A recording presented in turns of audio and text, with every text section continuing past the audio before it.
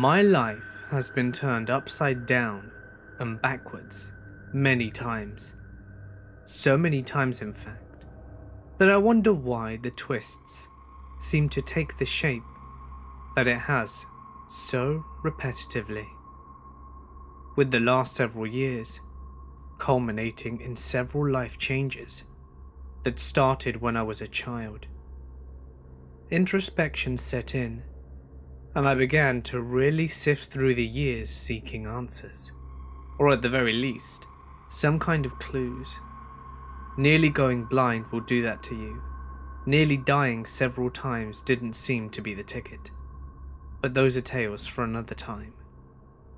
The differences in my life from others I know has been so dramatic that in the growing darkness of my sight, I began to try and piece things together.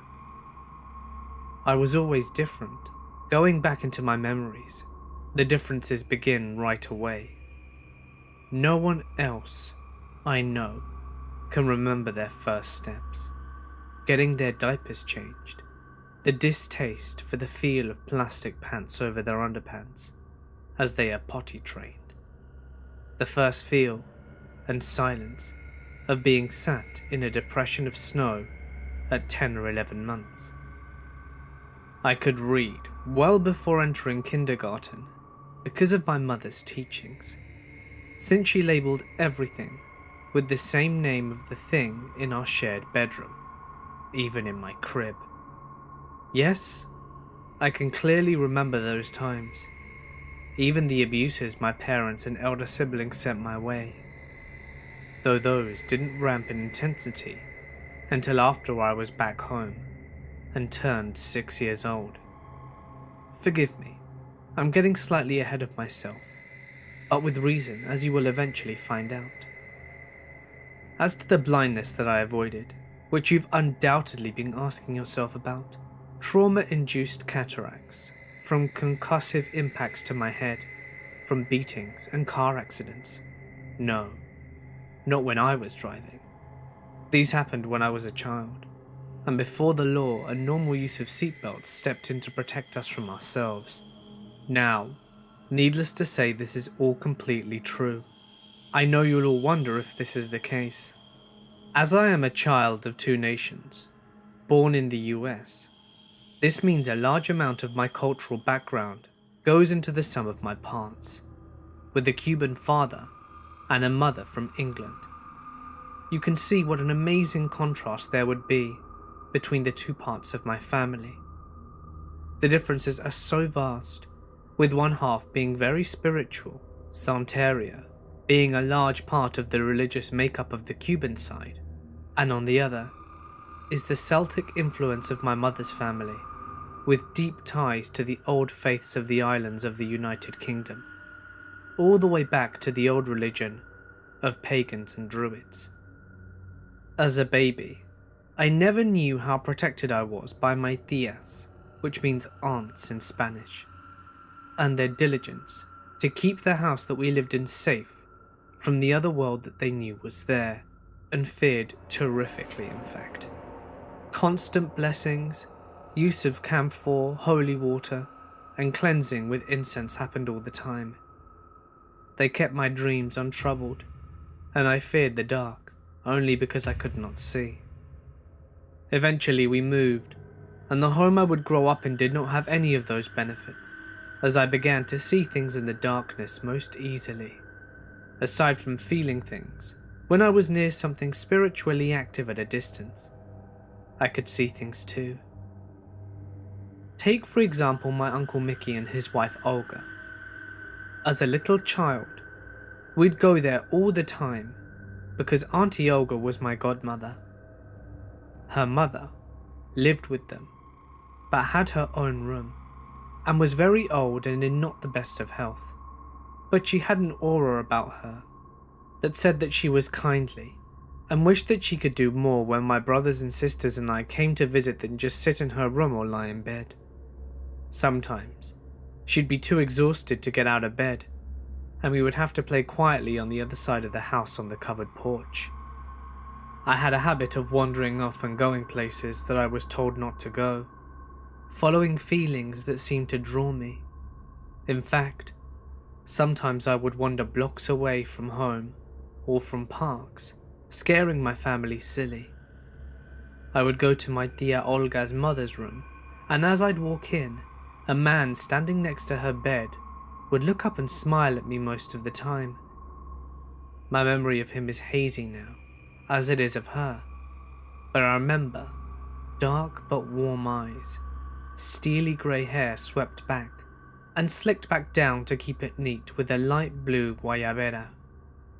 He was thick in the upper body, muscular, but not overly so. I couldn't see his lower body, since he was on the other side of the bed. She would look away from him to me, following his gaze, and see me standing in the doorway. I would greet her, "Hola, señora," and then my Uncle Mickey said something from behind me to get my attention. I'd look, to turn to see what he said, and when I'd look back, the figure, the man that I had just seen, would be gone. There was no place for him to go, I should point out, and no one else lived there since my cousin, Michael, had moved out some years before. Keep in mind these events happened when I was 4. No one would ever tell me who that was. No one wanted to even mention it. The fact is, it only started whispers between adults about the events. Fearfully whispered discussions amongst them. Discussions that I was not even allowed to think on eavesdropping on. It wasn't long after that my Aunt Olga passed away. I never found out who the man was in the room with her, but I was assuming it was someone very close to her, for the simple fact that I never felt menaced by what I saw, and the room felt brighter as she passed. My mother's relations had come to visit us for a little while, and I do believe I even got to see my great Aunt Lily more than once in the US. My mother's father, Granddad, had been setting aside money since she'd left home to have her come home, either to stay or for a long visit, and this money he'd saved up from quitting smoking. Funnily enough, he'd been saving for so long that the amount had grown high enough for us all to come visit them during the summer. My father had to work, so he couldn't come with us. His job was very demanding, and our talismans, given to us by the Cuban side of our family, were not allowed to come with us, and remained in a box back home, despite our loud protestations. My mother was most insistent, as she was embarrassed by them. My time in England was not boring. We walked everywhere, or took buses or trains, and we were dragged to every mall, castle, monument and palace of interest that my mother could think of. This is in direct contrast to the part of Los Angeles where we lived, that required a car and a long trip to get anywhere meaningful. It was a shock, to say the very least. All of this whilst travelling between homes of my granddad and Nanny, that's my grandmother, and my Aunt Sonia and Aunt Celia in various places around the country. When we first went to stay with our Aunt Celia, it was a bit of a shock. Upon first stepping through the front door and removing our Wellington boots, I noticed that the air was thick and cold. To the left of the large front door was a toilet behind a closed door under a large staircase with a banister. My eyes were drawn to it as we were led inside by my aunt, distracted with talking to my mother about her coming wedding. Another reason for our presence, so my mother would be there for her younger sister's wedding. The cold stopped as we got to the 3rd stair and turned right onto the landing and proceeded up the stairs. Now the air was just thick and unwelcoming. We were shown to our rooms, the ones that we would be sleeping in. Us children. It was across the hall from Celia's room, and next to my mother's room. I kept looking at the door to my aunt's room, a pulsing sensation in my ears and pressing on my chest. So distracted was I, that I didn't even notice I was being asked something by my mother. as she ushered me into the room to unpack.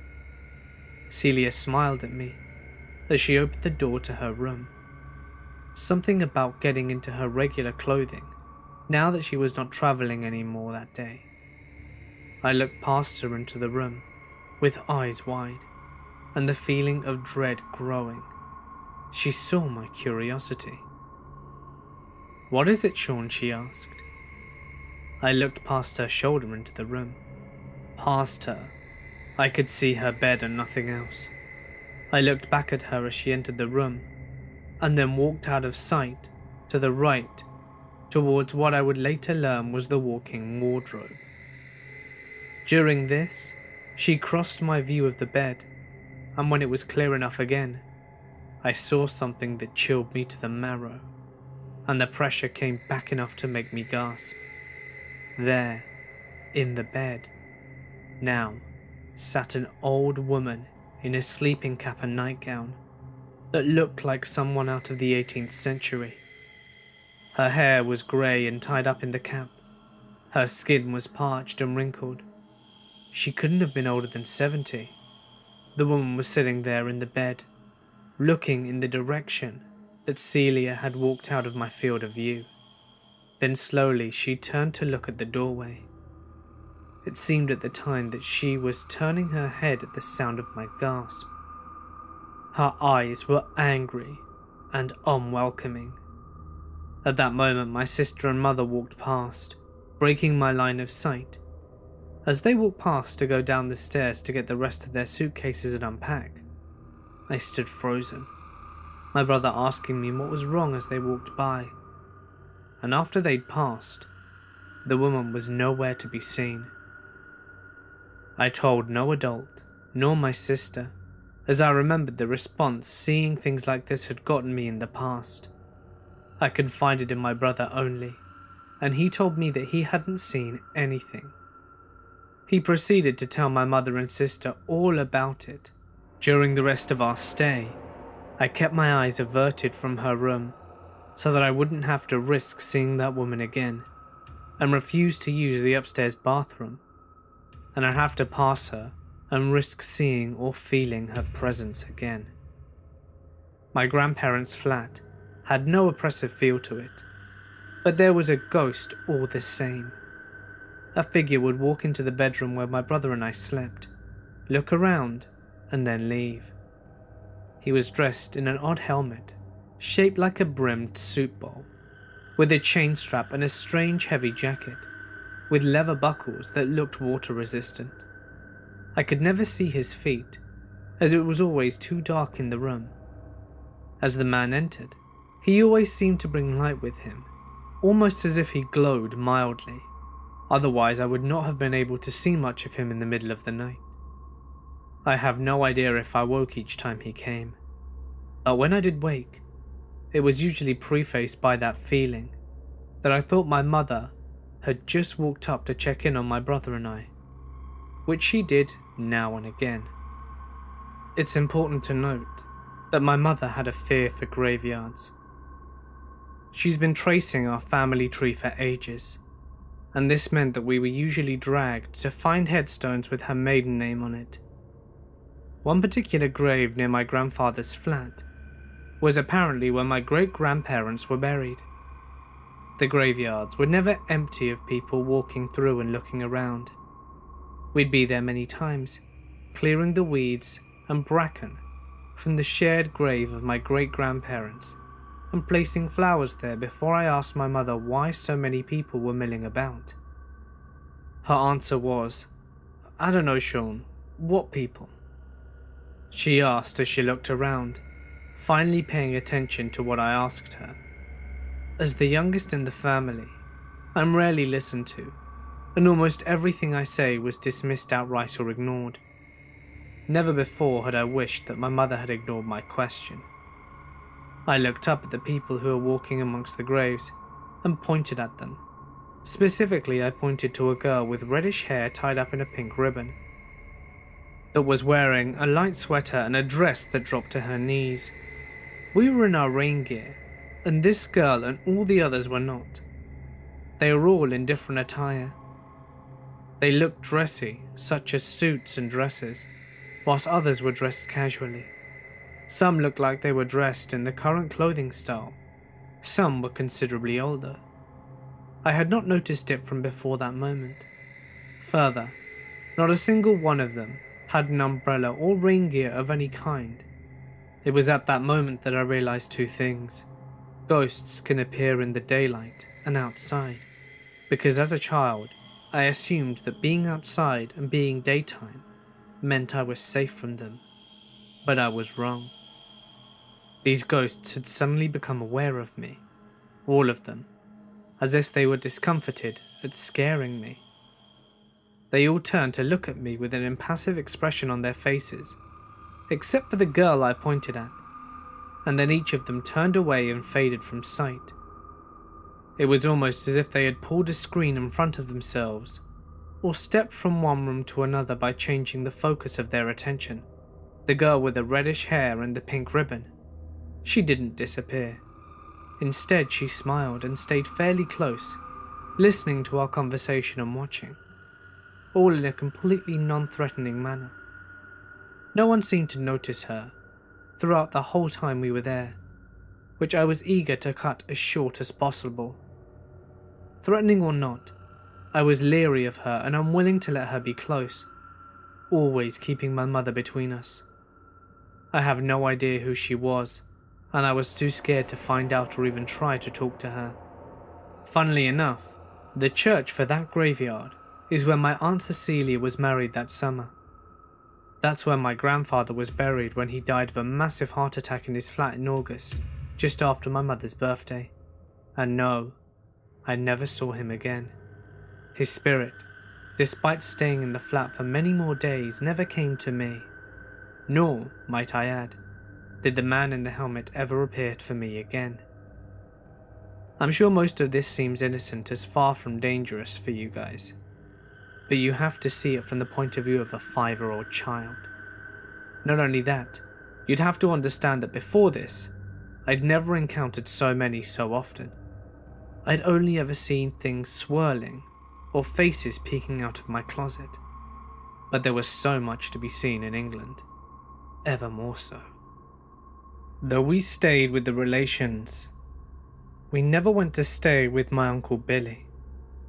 We did, however, get some chance to visit distant relations, distant in both lineage and in mileage.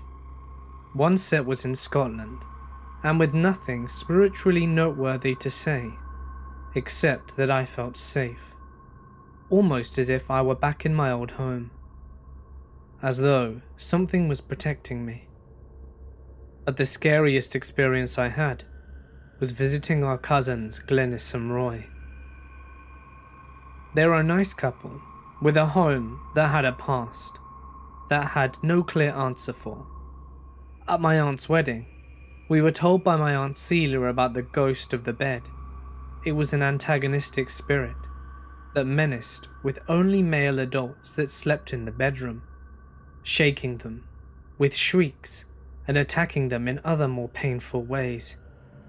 They look into the history of the house, and it went back about 200 years, being one of the oldest homes in Wales, with a history rich and mostly lost through time. Of course, Roy had only been told these things and never tried to sleep there himself.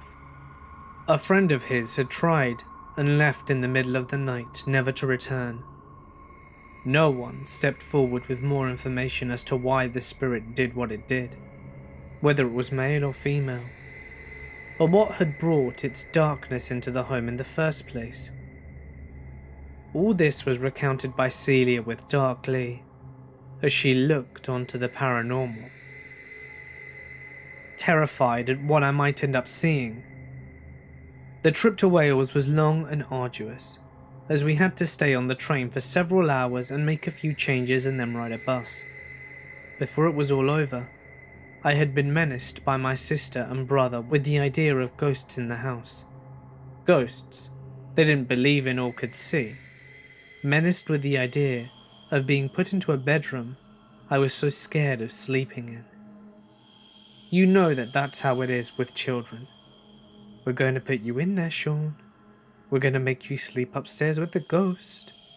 They'd torment me, them wailing like ghosts, holding their hands up, making poses like a revenant out for human blood. I'd wail and run, scared out of my wits, already at the knowledge that I was going to be near it.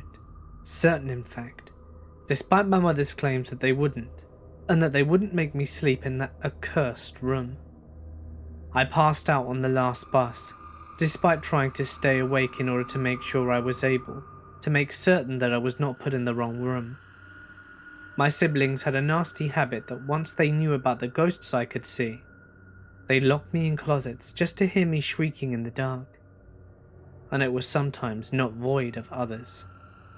I was scared that they would force me into the room and make me face their threats. My fears were in vain, as they never did go through with it. I awoke slowly and softly to find myself in a bed already, despite the fact that I could tell by the ambient light that it was still daytime. It was also sunny outside. I was covered in a thick blanket that almost felt as heavy as one of those lead coats they throw on you when you get an x-ray at the dentist's office. It was warm and comfortable, and for several seconds I realized where I was. Then terror blossomed in my chest as my heart began to hammer against my little ribcage.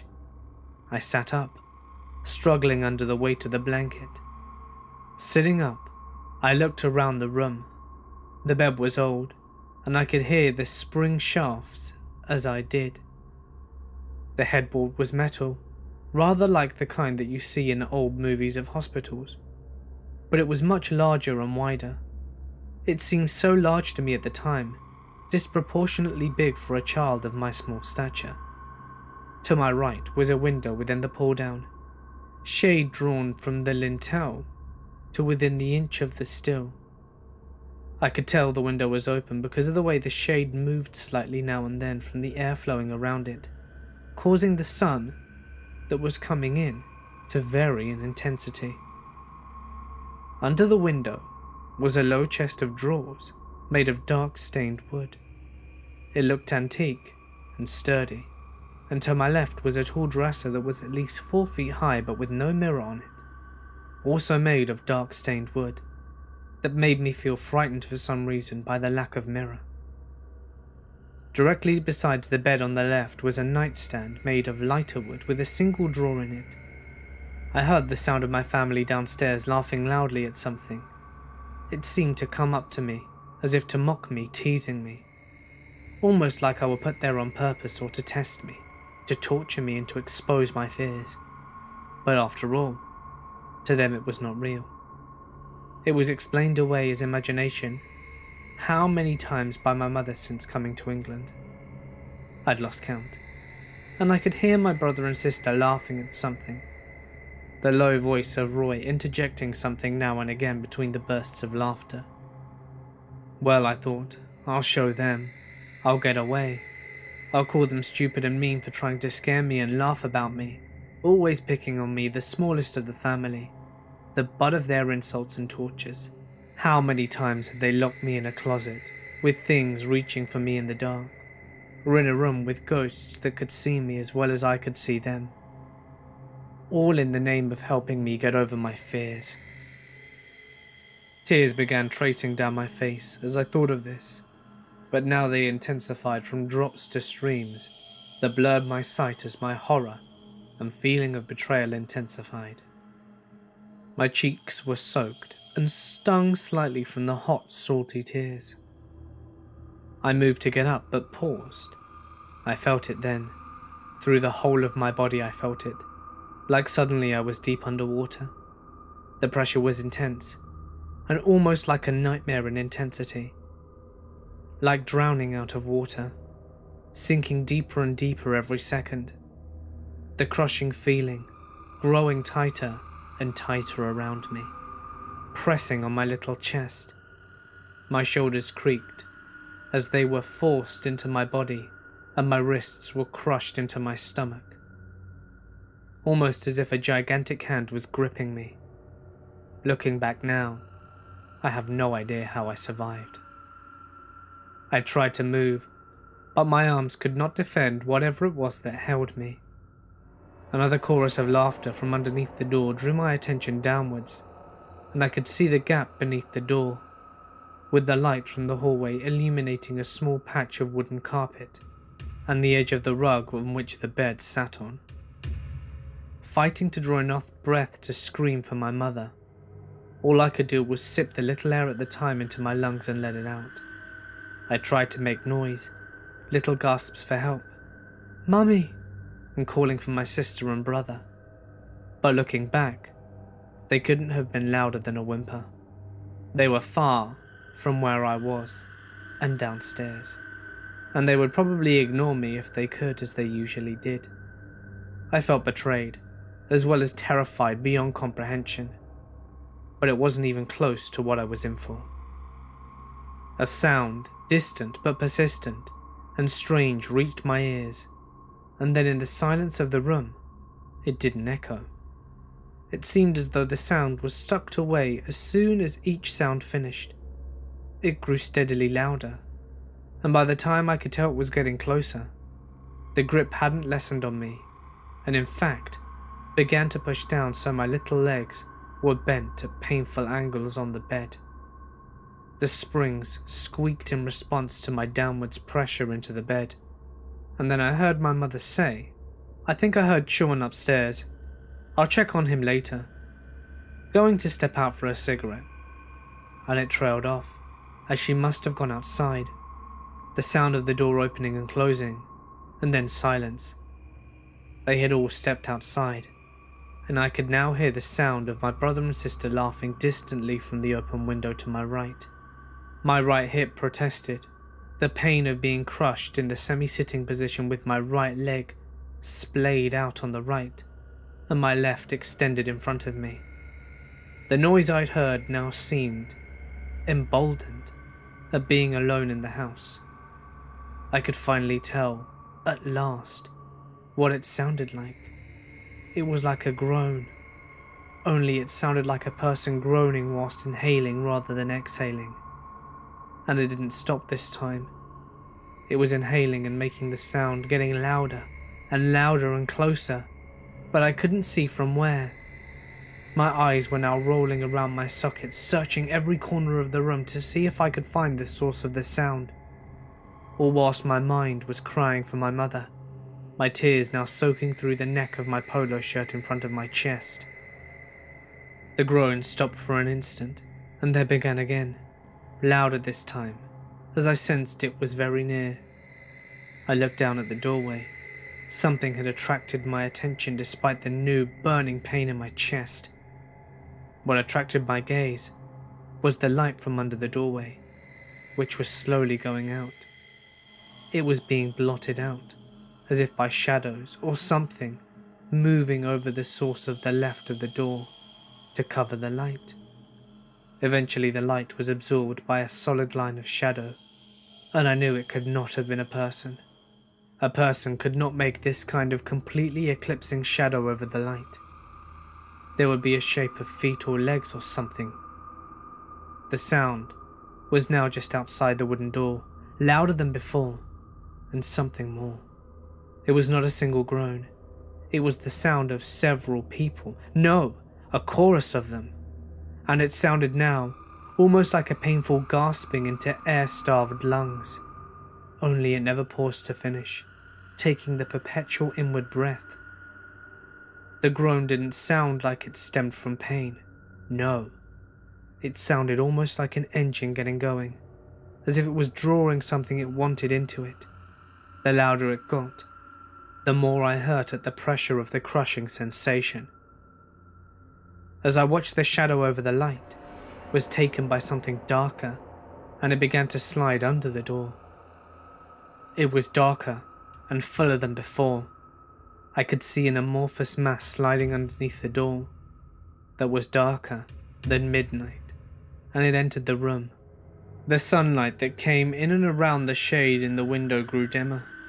The pressure on my chest surged angrily as I was suddenly flung back in the bed and banged my head against the slated metal headboard, which in turn smashed the wall. The sound of it, though, should have been loud, but it sounded like a muffled clunk to me, as if the sound had been sucked away or muffled underwater or with a pillow. My head, now dazed from the collision, was too loopy and weak from lack of oxygen to appreciate the reality that I could now breathe. All thoughts of escape had long gone, and I wanted my mother to come and rescue me, to drive it off and protect me, to enfold me in her arms. But I realized that this would not happen. Despite her promises, she put me here and allowed me to be in there, and either way, she didn't really care about me.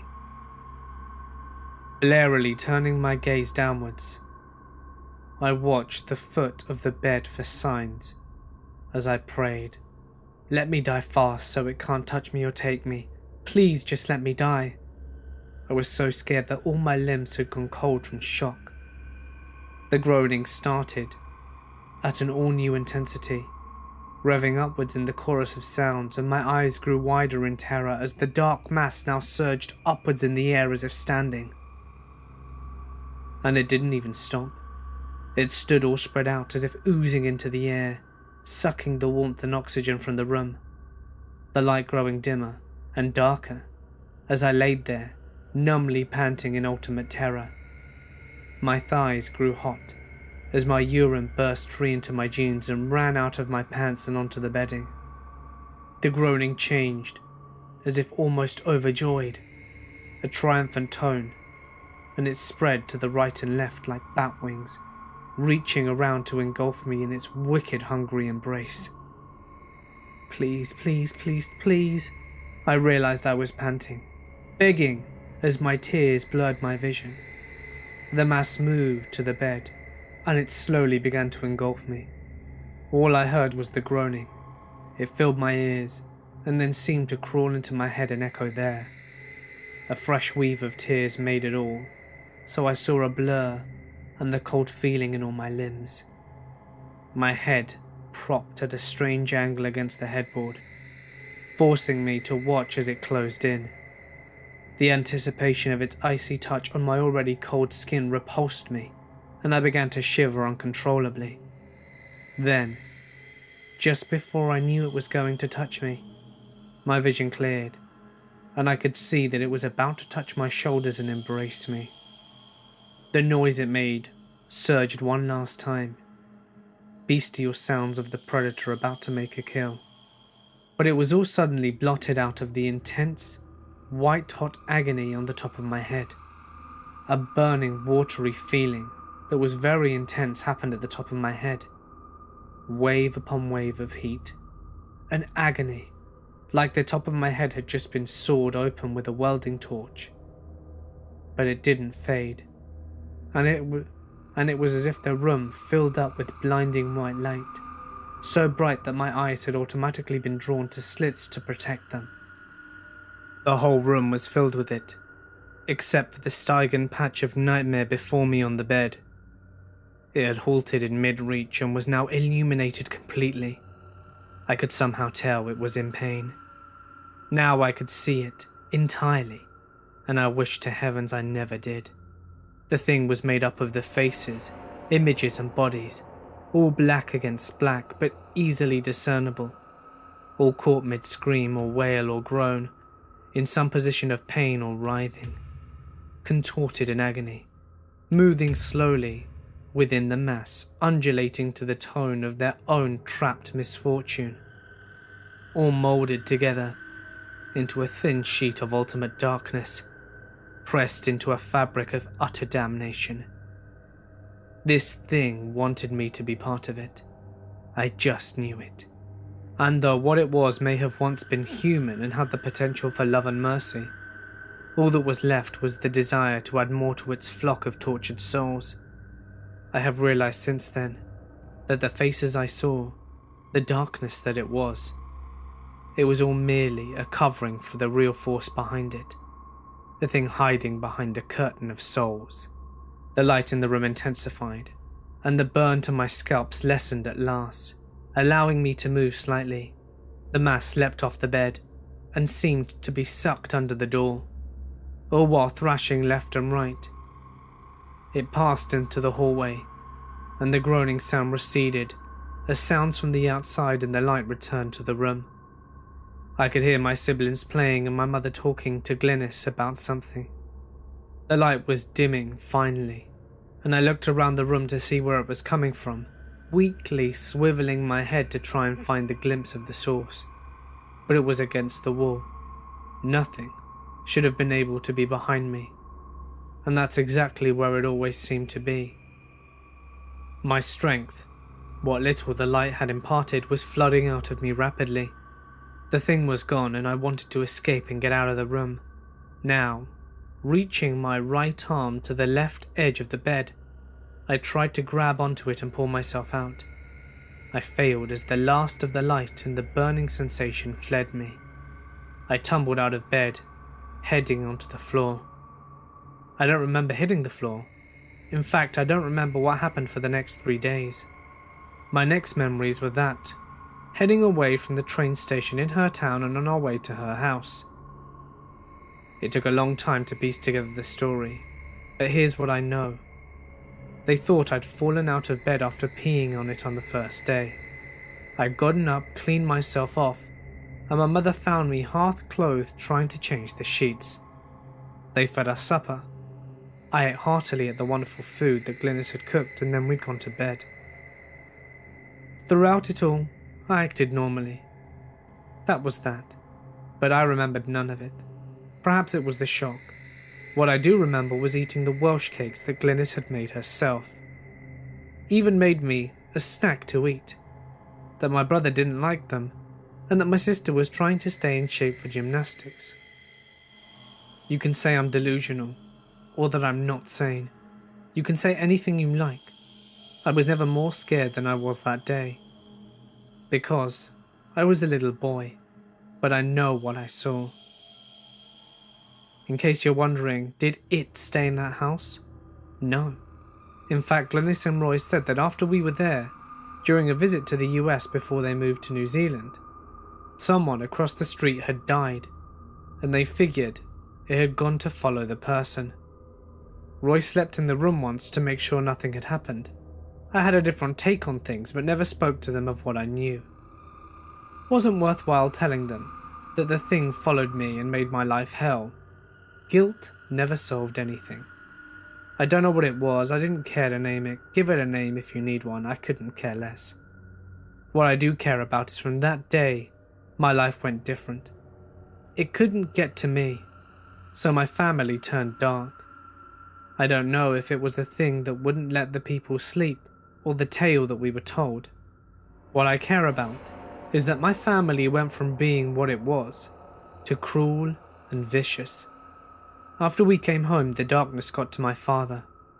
I know this because he beat me until I was unable to control my body function, and even gave me a concussion. All on Christmas Day of 1977. Merry Christmas. And why? Because I accidentally opened the wrong present. Car accidents followed. My father began to drive angry, regularly.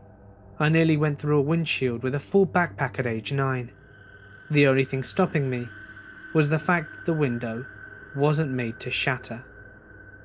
1970s construction. Gotta love it.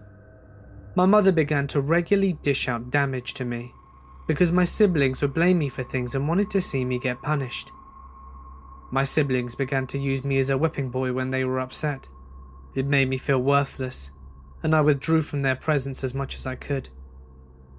This seemed to make them more antagonistic. My brother acted as if he were always being edged on to find anything that he could to get away with hitting me on the head with. This even included putting a metal nut on his finger and lashing out at my head when no one was looking, especially the top of my head. Complaining to my mother was useless. The only solace I had in this time came from my Cuban grandfather Papacito. He would protect me when I was near him. I was safest from all of them. Naturally, this dark thing made sure he was gone as soon as possible. My parents divorced suddenly, and my mother drove off my aunts and grandparents. Despite the fact that they lived next door to us, she found a way to make them move. After that point, cataracts started to form, and though I could see spiritual things somewhat as dim outlines. I could not see them as clearly as before. No longer did they look like normal people. Now I have ocular implants, and I can see as well as any of you can see. Mostly. A few more laser treatments and no more cataracts. And my ability to see ghosts is as it was when I was 5. I know this because I was shopping one day after my first surgery and left my eye unbandaged 2 days prior. A little girl ran past me, giggling, and knocked over produce as I watched, then ran through a cart loaded with produce as if it wasn't there. The person stocking the produce, a little dour-looking Hispanic lady, never looked up to follow her. She only humphed in annoyance and picked up the peppers, putting them back where they belonged. I asked if she saw the girl, and she gave me a puzzled look. You may be wondering, does misfortune follow me still? And are my steps dodged by this thing? No. Thankfully it's gone now, and with good reason I might add. But that, as they say, is another story.